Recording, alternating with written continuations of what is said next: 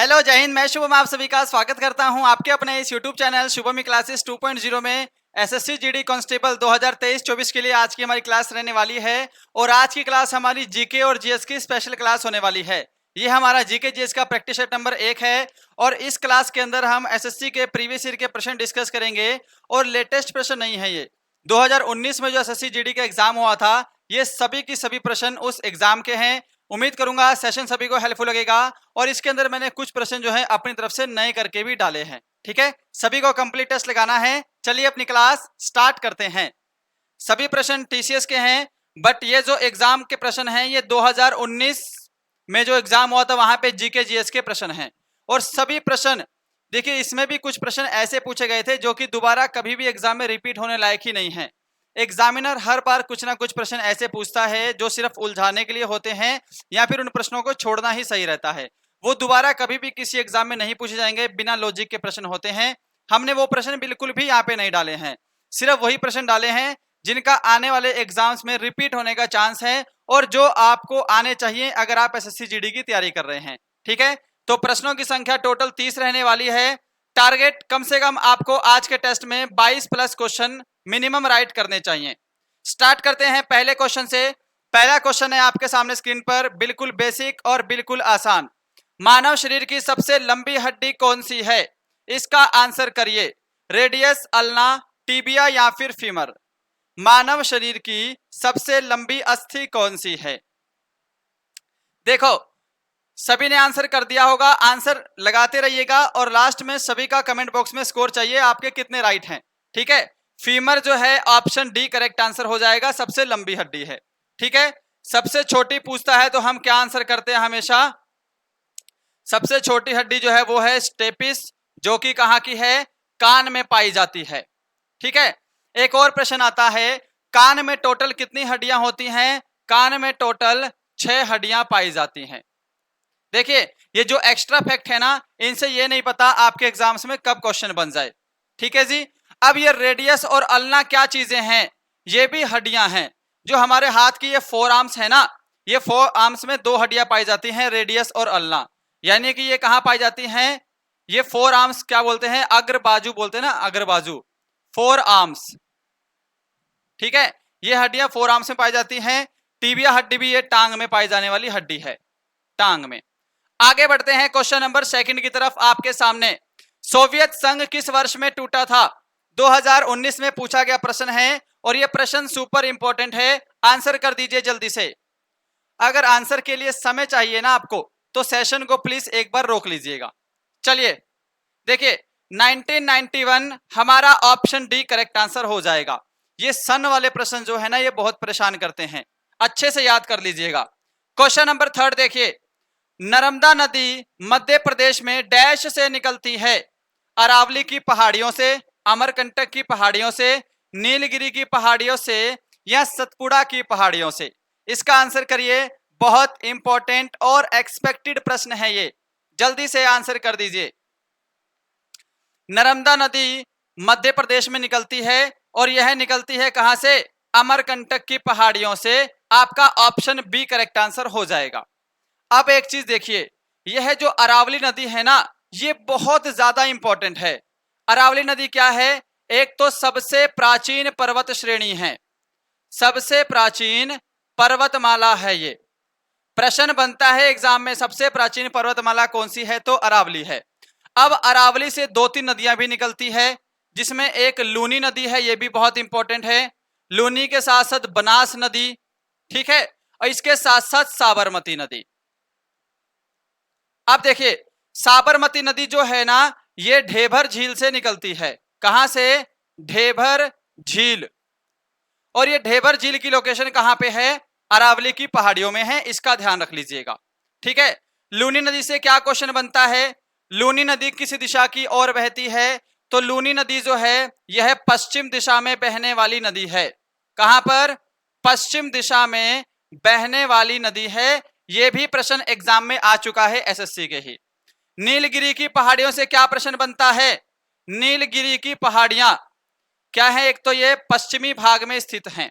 कहां पर स्थित हैं? पश्चिमी घाट में। यह पश्चिमी घाट में है। ठीक है ना, कहां पर है, तमिलनाडु में। ये भी ध्यान रखिएगा, ये भी अक्सर एग्जाम में प्रश्न बन जाता है। आगे बढ़ते हैं क्वेश्चन नंबर 4 की तरफ। बेस्टिल जेल पर जनता के हमले से कौन सी घटना को जन्म दिया था। बेस्टिल जेल है, उस पर जनता ने हमला किया था, उसने किस घटना को जन्म दिया था, ये आंसर करिए। और ये जो आंसर है ना, ये आंसर से ही प्रश्न बनता है एग्जाम में और बहुत इंपॉर्टेंट प्रश्न बनता है। आंसर करिए जल्दी से। देखो, ऑप्शन ए करेक्ट आंसर होगा फ्रांस की क्रांति 1789 में हुई थी। अब से ध्यान रखिएगा, बेस्टिल जेल पर हमला होने के कारण फ्रांस की क्रांति पैदा हुई थी। ऑप्शन ए करेक्ट आंसर हो जाएगा। नेक्स्ट बढ़ते हैं 5 नंबर। पत्तियों में मौजूद हरा रंग किस नाम से जाना जाता है, या यूं कहें कि पत्तियों का हरा रंग किसके कारण होता है। आंसर करिए जल्दी से। क्लोरोफिल, जाइलम, फ्लोएम या फिर मैग्नीज। क्या आंसर करेंगे जल्दी से, एक बार आंसर दे दीजिए सभी। पत्तियों में मौजूद हरा रंग किस नाम से जाना जाता है। क्या सभी ने क्लोरोफिल को आंसर दिया है। ऑप्शन ए करेक्ट आंसर हो जाएगा। जाइलम आपको पता होना चाहिए, ये इंपॉर्टेंट क्यों है, क्योंकि पेड़ पौधों में जल और खनिज लवण का संचार करते हैं। पेड़ पौधों के विभिन्न भागों तक जल कौन पहुंचाता है, तो जाइलम पहुंचाता है जल और खनिज लवण। फ्लोएम क्या है, पौधों के विभिन्न भागों तक खाना पहुंचाने का काम करता है, खाना और ऑक्सीजन। आगे चलते हैं 6 नंबर। डैश भारतीय अर्थव्यवस्था का प्राथमिक क्षेत्र है। देखिए, ये प्रश्न बनता है एग्जाम में। इकोनॉमिक्स से आपके पास 1 से 2 प्रश्न बनेंगे ही बनेंगे। अब तो एक ही बनता है क्योंकि टोटल 20 क्वेश्चन आ रहे हैं आपके पास, ठीक है ना। ये प्रश्न इस टाइप से बन जाता है। आपसे ये भी पूछ लेता है कौन सा प्राथमिक क्षेत्र का उदाहरण है, कौन सा नहीं है, कौन सा दूसरे क्षेत्र का उदाहरण है, कौन सा तीसरे क्षेत्र का उदाहरण है।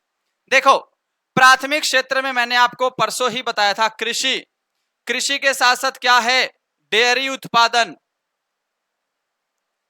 ठीक है। इसके साथ साथ क्या है, मत्स्य पालन। यानी कि जो नेचुरल एक्टिविटीज हैं वो सभी प्राथमिक क्षेत्र में आती हैं। Option C. अब इसके अलावा आपसे पूछ सकता है क्या दूसरे क्षेत्र में क्या पाया जाता है। दूसरे क्षेत्र में किसकी बात की गई है, तो उद्योगों की। जैसे कपड़ा उद्योग हो गया आपका, ठीक है, लौह उद्योग हो गया, लौह अयस्क उद्योग हो गया, इन सब की। अब तीसरे क्षेत्र में क्या है, तीसरे क्षेत्र तक ही डिस्कस करेंगे। तीसरे क्षेत्र में क्या क्या होता है, बैंकिंग हो गई, संचार प्रणाली हो गई, बैंकिंग, संचार, परिवहन, ये सभी की सभी तीसरे क्षेत्र का एग्जाम्पल है। ये सभी ध्यान रखिएगा, इनसे क्वेश्चन हमेशा एग्जाम में बन जाते हैं। क्वेश्चन नंबर 7 है, डैश भारत का एक प्रमुख लौह अयस्क क्षेत्र है। ऑप्शन आपके सामने स्क्रीन पर हैं। अगर समय चाहिए तो सेशन को रोक लीजिएगा। चलिए आंसर कर दीजिए, क्या आंसर करेंगे सभी। अगर टेस्ट पसंद आ रहा है ना तो लाइक शेयर सब्सक्राइब जरूर करेंगे इसी चैनल पे। अब 2-4 दिन वेट कर लो, नेक्स्ट वीक से हम लाइव क्लासेस भी स्टार्ट करेंगे। टाइमिंग आपको डिसाइड करनी है, मॉर्निंग में या इवनिंग में, आप डिसाइड कर लीजिएगा। थोड़ा सा टाइम लगेगा, 4-5 दिन वेट कर लीजिए। देखो, डैश भारत का एक प्रमुख लौह अयस्क क्षेत्र है। ओडिशा झारखंड क्षेत्र में सर्वाधिक लोहा पाया जाता है। ऑप्शन आपका डी करेक्ट है। क्वेश्चन नंबर 8 है, डैश को एशिया की ज्योति के रूप में जाना जाता है। गौतम बुद्ध, महात्मा गांधी, राजा राम मोहन राय, स्वामी विवेकानंद। एशिया की ज्योति इंग्लिश में बोलते हैं लाइट ऑफ एशिया। किसको बोलते हैं भाई, ऑप्शन ए को बोलते हैं। जो गौतम बुद्ध को आंसर दे रहे हैं ना, उनका राइट आंसर है गौतम बुद्ध को एशिया की ज्योति के नाम से जाना जाता है। महात्मा गांधी का उपनाम आपको पता है, बापू, राष्ट्रपिता भी बोल देते हैं।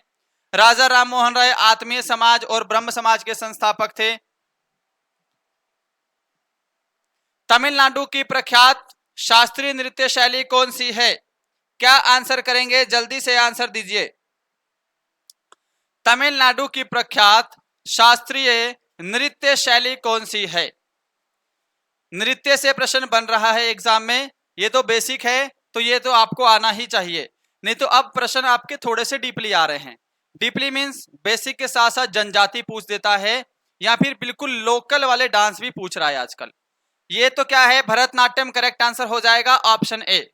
और एक और प्रश्न पूछता है, जैसे भरतनाट्यम करने वाले जो कलाकार हैं, ठीक है ना, किसी की मृत्यु हो जाए या किसी को कोई अवार्ड मिल जाए, वहां से भी प्रश्न रिलेट करके नृत्य से पूछ देता है।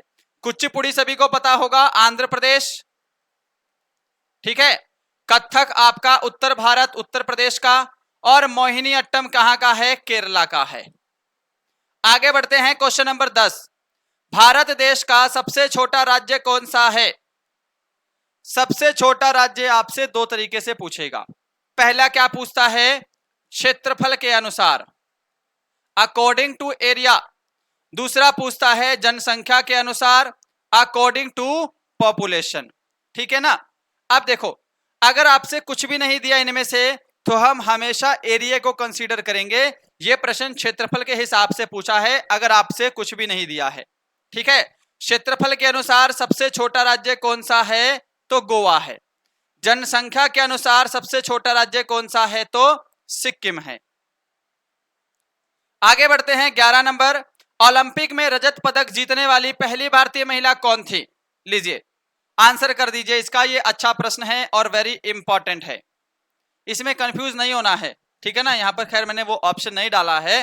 अगर आपसे पूछेगा, जो एक्स्ट्रा चीज बता रहा हूं ना, यहां से प्रश्न 100% बन जाते हैं। ओलंपिक में पहला पदक जीतने वाली भारतीय महिला, पहला पदक जीतने वाली भारतीय महिला,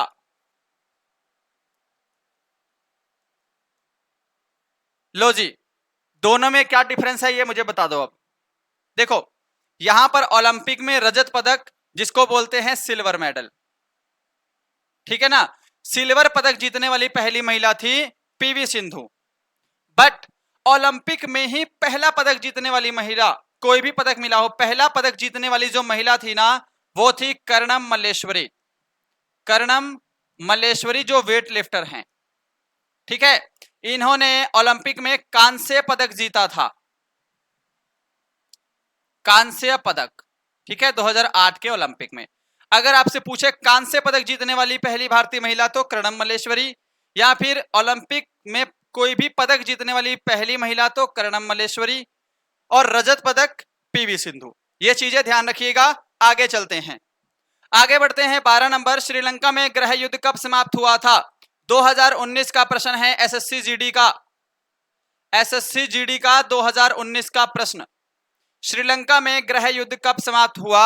ऑप्शन सी करेक्ट आंसर हो जाएगा 2009 में।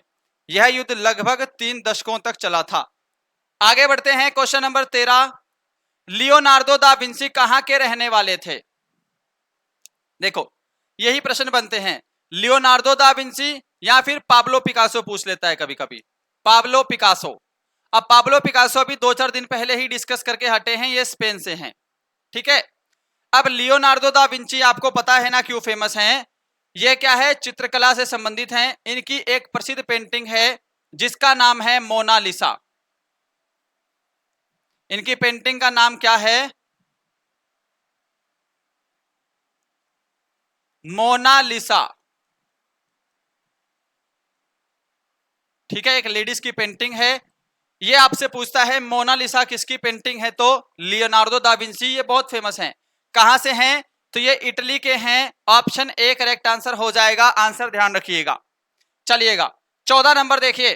लावणी डैश राज्य का प्रमुख लोक नृत्य है? लावणी किस राज्य का प्रमुख नृत्य है? इसका आंसर कर दीजिए। सिंपल है, ये भी नृत्य का बिल्कुल बेसिक है। लावणी जो है महाराष्ट्र का लोक नृत्य है। आगे चलते हैं। निम्नलिखित में से कौन सा पक्षी शांति का प्रतीक है? यह भी प्रश्न एसएससी जीडी 2019। कर दो आंसर जल्दी से। कौन सा पक्षी शांति का प्रतीक है? क्या आंसर देंगे इसमें से? जो भी ऑप्शन ए को दे रहा है कबूतर, उनका करेक्ट आंसर हो जाएगा। 16 नंबर देखिए। निम्न में से कौन सा अंतःस्रावी तंत्र का हिस्सा नहीं है? अंतःस्रावी तंत्र क्या होता है?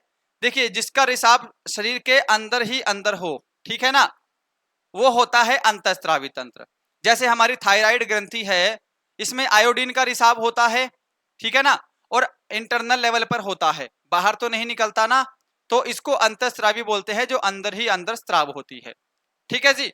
अब देखो इसमें जो लार ग्रंथि है, लार ग्रंथि क्या होता है, स्पिट यानी कि थूक जो होता है, ये शरीर के अंदर तो हम जबरदस्ती लेते हैं ना, वैसे तो अंतःस्रावी ग्रंथि का प्रकार नहीं है ये।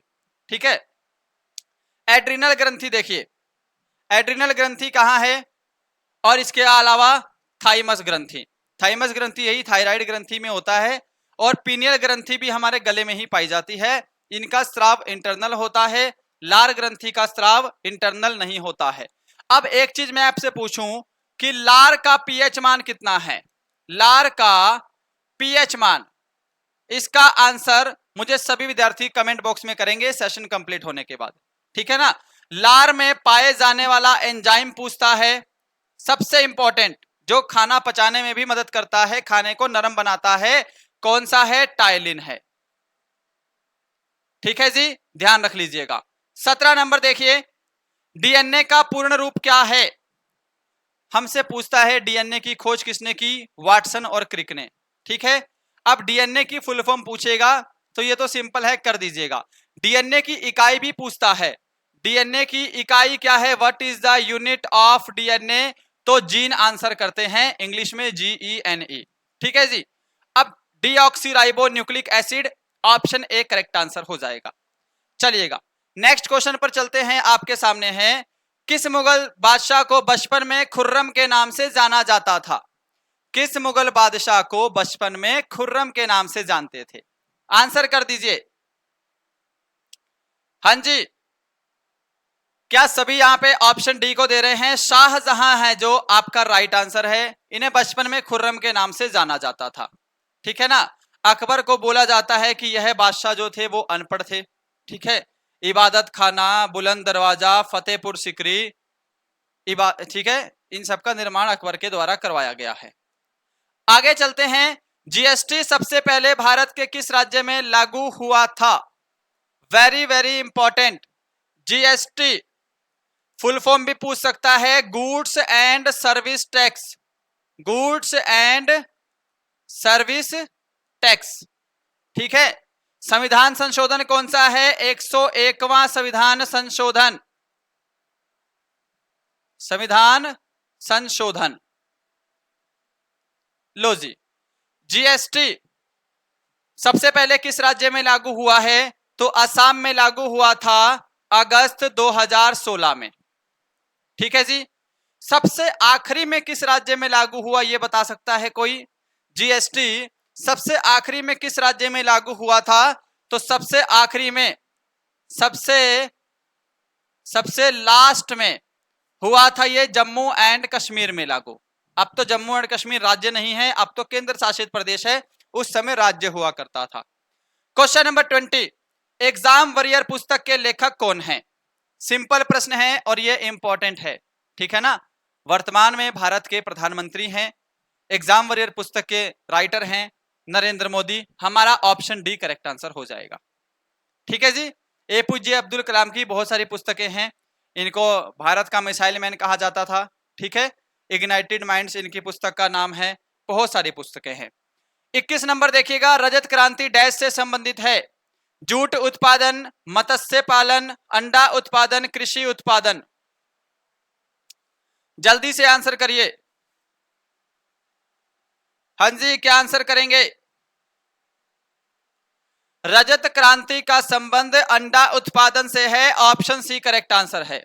मत्स्य पालन क्या हो जाता है, पीसी कल्चर बोल देते हैं ना, पीसी कल्चर। ठीक है। कृषि उत्पादन या खाद्यान्न उत्पादन हरित क्रांति है। आगे चलते हैं अगले प्रश्न पर, लूनी नदी किस प्रदेश में बहती है, इसका आंसर कर दो, हरियाणा, पंजाब, हिमाचल प्रदेश या फिर राजस्थान। लूनी नदी किस राज्य में बहती है, ठीक है, करिए आंसर। लूनी नदी का उद्गम बताया है मैंने अभी, कहां से, अरावली की पहाड़ियों से। यह पश्चिम में बहने वाली नदी है, यह भी प्रश्न आता है। ठीक है। और यह राजस्थान के साथ साथ गुजरात के भी कुछ इलाकों में बहती है। ऑप्शन डी आपका करेक्ट आंसर है, बिल्कुल सही जवाब। चलिए आगे बढ़ते हैं। 23 नंबर, वर्तमान में भारतीय रिजर्व बैंक के गवर्नर कौन है? आरबीआई के गवर्नर कौन है प्रेजेंट? ये उस टाइम 2019 में पूछा गया था, ठीक है ना, तो मैंने यही सेम प्रश्न रिपीट कर दिया है। अब गवर्नर चेंज है तो आंसर कर दीजिए। RBI, reserve bank of India, आपसे पूछ सकता है स्थापना कब हुई, तो स्थापना हुई थी भाई 1 अप्रैल 1935, ठीक है। इसका हेडक्वार्टर कहां पे है, तो हेडक्वार्टर है भाई मुंबई में। इसके वर्तमान में गवर्नर कौन है, तो शक्तिकांत दास हैं। हमारा ऑप्शन सी करेक्ट आंसर हो जाएगा। 24 नंबर आपके सामने, भारत की पहली महिला मुख्य चुनाव आयुक्त कौन थी? पुरुष नहीं है, पहली महिला मुख्य चुनाव आयुक्त। पुरुष तो सुकुमार सेन है, आसानी से बता दोगे। पहली महिला मुख्य चुनाव आयुक्त कौन थी? निर्मला सीतारमण, वीएस रमा देवी, स्मृति ईरानी, मीरा कुमार। करिए आंसर भाई, क्या आंसर देंगे? देखो, पहली महिला मुख्य चुनाव आयुक्त अगर पूछेगा तो आंसर करना है VS Rama Devi, option B correct answer है। प्लस निर्मला सीतारमण, देखिए भारत की पहली महिला वित्त मंत्री, पहली महिला पूर्णकालिक वित्त मंत्री, पूर्णकालिक वित्त मंत्री, ठीक है ना, क्योंकि इससे पहले जो भारत की पहली महिला प्रधानमंत्री थी इंदिरा गांधी, ठीक है ना, उन्होंने वित्त मंत्री का अतिरिक्त पदभार भी संभाला था कुछ समय के लिए, मतलब पूर्ण रूप से वित्त मंत्री नहीं बनी थी, स्पेशली अतिरिक्त प्रभार संभाला हुआ था। तो वैसे पूर्णकालिक कौन है? निर्मला सीतारमण है। अतिरिक्त प्रभार इंदिरा गांधी जी ने भी संभाला था कुछ दिन के लिए, ठीक है। आगे चलें, आगे बढ़ते हैं। 25 नंबर, किसी विशेष निर्णय कानून को रोकने के लिए किसी व्यक्ति, पार्टी या राष्ट्र के अधिकार को क्या कहा जाता है? यह भी प्रश्न एसएससी जीडी 2019 का है। आंसर कर दीजिए सभी। अगर सेशन पसंद आ रहा है ना तो लाइक, शेयर और सब्सक्राइब जरूर करिएगा, ठीक है जी। देखो अब राइट आंसर हो जाएगा option A, veto. Veto power सभी को पता है, ऑप्शन ए करेक्ट है। 26 नंबर, 2024 के ओलंपिक खेल कहां आयोजित किए जाएंगे? ओलंपिक खेल 2024 कहां आयोजित होगा, इसका आंसर कर दीजिए जल्दी से। 2024 के ओलंपिक खेल, क्या आंसर दे रहे हो? क्या सभी ने पेरिस आंसर दिया है? यह बहुत इंपॉर्टेंट प्रश्न है, ऑप्शन सी करेक्ट है। क्वेश्चन नंबर 27, भारत और श्रीलंका को डैश द्वारा विभाजित किया जाता है? इनमें से कोई नहीं, बेरिंग जल डमरू मध्य, पाक जल डमरू मध्य, या फिर जिब्राल्टर जल डमरू मध्य। एक बार आंसर कर दो भाई जल्दी से, क्या आंसर देंगे? क्वेश्चन वेरी इंपॉर्टेंट है आपके एग्जाम के लिए। करिए जल्दी से करिए।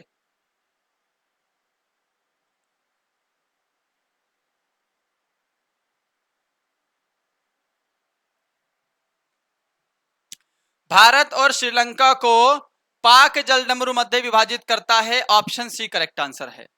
प्लस ये जो बेरिंग जल डमरू मध्य है ना, यह रूस और अमेरिका को अलग करता है, ठीक है जी। आपको जिब्राल्टर का भी पता होना चाहिए, यह मोरक्को और स्पेन को अलग करता है। अलग करता है, जोड़ता नहीं है, बीच में सीमा बनाता है। जिब्राल्टर जल डमरू मध्य को भूमध्य सागर का प्रवेश द्वार भी कहते हैं। भूमध्य सागर का द्वार किसको बोलते हैं? जिब्राल्टर जल डमरू मध्य को। 28 नंबर, प्रसिद्ध काजीरंगा नेशनल पार्क कहां पे है? असम में है भाई। पार्क को यूनेस्को की विरासत सूची में कब शामिल किया गया? यह बहुत इंपॉर्टेंट है, ये प्रश्न बनते हैं एग्जाम में, ठीक है। काजीरंगा नेशनल पार्क को यूनेस्को की विरासत सूची में कब शामिल किया गया? क्या आंसर करिएगा? क्या सभी ऑप्शन ए को दे रहे हैं? 1985 आपका करेक्ट आंसर हो जाएगा। क्वेश्चन नंबर 29 है आज का, second last question. Total 30 question discuss करने थे, सेकंड लास्ट क्वेश्चन है आपके सामने स्क्रीन पर, आंसर करिए। निम्नलिखित में से कौन सी खरीफ की फसल का उदाहरण नहीं है? ऑप्शन है धान, मक्का, राई या फिर मूंगफली। एक बार जल्दी से आंसर कर दीजिए। सेशन कैसा लग रहा है कमेंट करके जरूर बताएंगे। उम्मीद करूंगा सेशन तो पसंद आ ही रहा होगा। आप लोग शेयर बहुत कम कर रहे हो, मैं चेक करता हूं। शेयर नहीं करते हो, शेयर कर दिया करो। कुछ भी डाउट है क्लास के रिगार्डिंग पूछ लीजिएगा। अगले हफ्ते से हमारी क्लास एकदम प्रॉपर लाइव हो जाएगी। टाइमिंग आप खुद बताइएगा किस टाइम पर लेंगे, ठीक है। देखो यहां पर जो राई है ना, ये खरीफ की फसल नहीं है, यह रबी की फसल का उदाहरण है, ठीक है जी। क्वेश्चन नंबर 30 है आज का लास्ट। वर्तमान में नेपाल के प्रधानमंत्री कौन हैं? शेख हसीना, दिनेश गुणवर्धन, राहिल शरीफ, पुष्प कमल दहल। वर्तमान में नेपाल के प्रधानमंत्री कौन हैं? पूछ सकता है ये तो प्रश्न, ऐसे तो प्रश्न आते हैं वर्तमान में कौन क्या है। पड़ोसी देश से बहुत प्रश्न आते हैं। नेपाल के पीएम हैं पुष्प Kamal Dahal, option D correct answer हो जाएगा। शेख हसीना बांग्लादेश की प्रधानमंत्री, बांग्लादेश की प्रधानमंत्री। इसके अलावा दिनेश गुणवर्धन श्रीलंका के पीएम, श्रीलंका के प्रधानमंत्री, ठीक है जी। तो ये था आपका आज का एसएससी जीडी कांस्टेबल 2023-24 के लिए हमारा जीके का परफेक्ट प्रैक्टिस सेट। बताइएगा सेशन कैसा लगा है, आज के प्रश्नों का कलेक्शन कैसा था, आपने इन 30 प्रश्नों में कितने क्वेश्चन राइट किए हैं। कोई भी डाउट है, कुछ भी पूछना है, कमेंट बॉक्स जिंदाबाद है, कभी भी पूछेगा बिंदास होके। लाइक शेयर सब्सक्राइब जरूर करेंगे। चलिए मिलते हैं फिर कल अच्छे सेशन के साथ। तब तक के लिए जय हिंद, जय भारत।